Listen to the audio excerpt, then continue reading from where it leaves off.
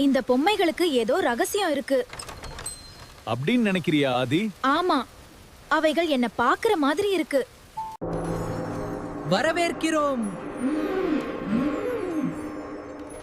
பொம்மை உலகத்துக்கு இது கனவா இல்ல மாயமா?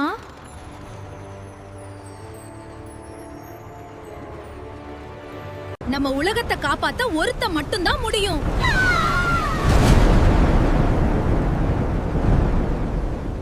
தைரியத்தின் சாவி உன்னுடையது ஆதி. எனக்கு பயமா இருக்கு. ஆனா நான் ஓட மாட்டேன். தைரியம் இருந்தா இருளும் தோற்கும். பொம்மைகள் ஆதி, நீங்க தான் எங்க ஹீரோ. சின்ன இதயத்துல கூட பெரிய தைரியம் இருக்கலாம்.